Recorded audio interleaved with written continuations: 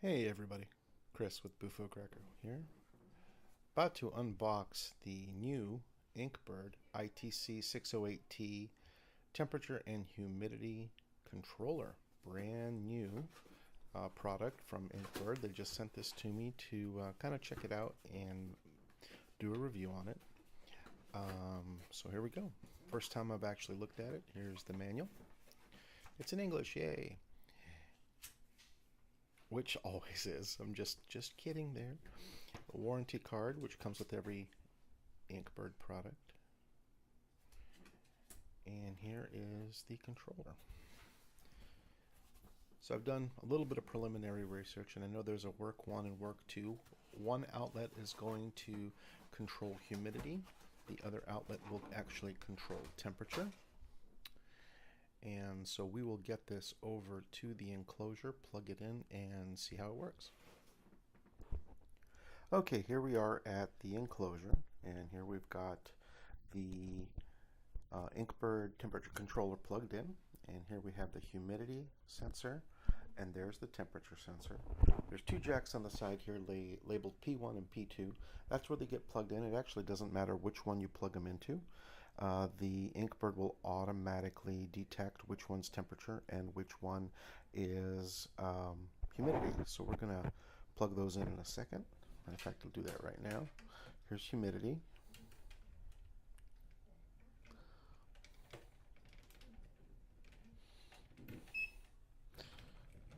And here's temperature. It doesn't matter, again, which one you plug it into.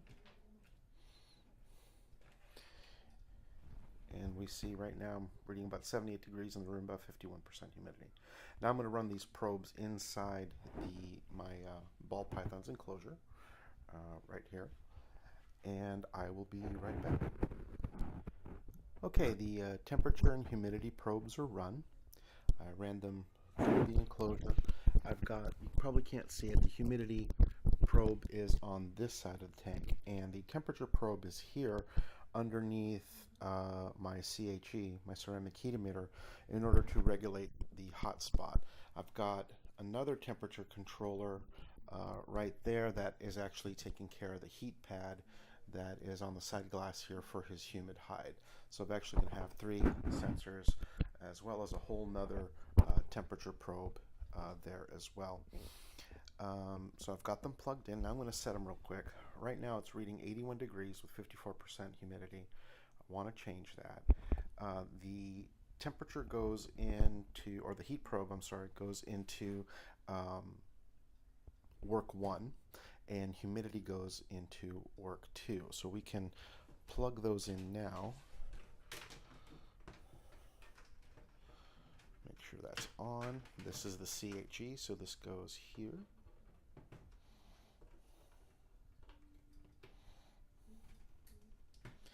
And this is the extension for my fogger right here, which is going to provide humidity to there,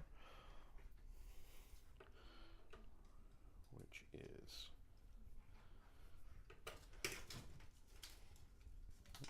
sorry, trying to do this one-handed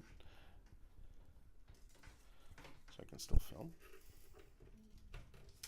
And we'll go ahead and set the tolerances here for temperature. I want my ambient temperature, it's set to 78 right now. We want to take that up to 85. And then the humidity, we want it at 70%.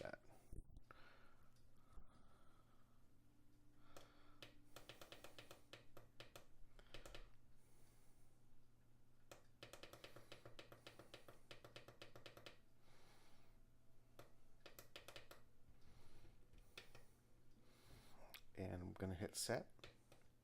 You see the yellow light goes away and 2 lights come on. We've got red on this side, green on this side. This is temperature, this is humidity.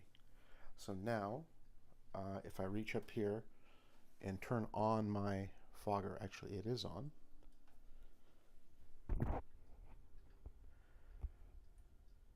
And it should start pumping here shortly.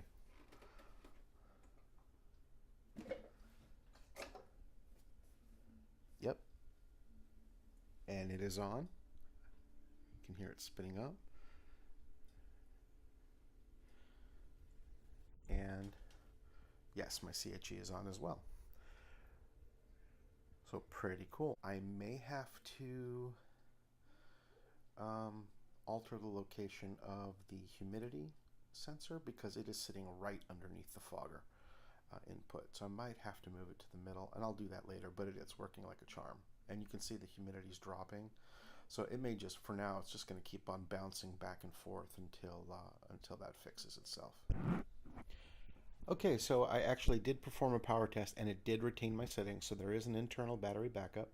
Um, so your settings do stay if you happen to lose power. And this has actually been working really well. Um, Temperature staying right at 90 for my spot for right now, which is good. As it drops, it'll kick back on to keep it at wherever it needs to be. And humidity went up to 70 where I set it, and now it's slowly trickling down because this thing drops in humidity pretty quickly. I have added quite a bit of seal here to try and alleviate that, but it's a pretty large enclosure. If Okay, after having run out of storage twice on my cam here, I'm just going to quickly wrap things up saying this is working really good. Tolerances are great. It's keeping my humidity high now that I've added some more sealing because it was just too much humidity was escaping. So Inkbird, great product. We'll finish this video up in just a second, and thanks a lot. Okay, so just wrapping things up for this review of the Inkbird humidity and temperature control sensor module, sorry, the ITC-608T. Seems to be working really well. I'm going to check again in the morning to make sure everything seems okay. Very easy to set up, great instructions, real simple to follow. The sensors are spot on, they're good quality. It seems you can even use two temperature control sensors if you wanted to instead of humidity, and that would work too. I don't have a need for that. I actually like the fact I can do either or. I like the auto sensing feature, so I don't have to worry which probe goes where. It automatically detects and switches without having to change your settings or the outlets, so that's not dependent on that, which is cool. And it has a battery backup, so if you lose power, it will regain your settings once you regain power. Now I don't know how long that will actually last, but hey, if it lasts long enough, that's good. I should be keeping track of it anyway, right? Not letting my equipment do all the work, right? But this will definitely alleviate a lot of humidity issues that I've been having, especially with sealing up the top on my ball python enclosure. Really anxious to see tomorrow morning, and I will do a quick update in the morning and let you know how it goes. Thanks. Guys, just one more thing too. I had a friend of mine ask me how many watts this actually could handle, and if you see the specification here, 15 amps, 1800 watts, so it can handle quite a large power load.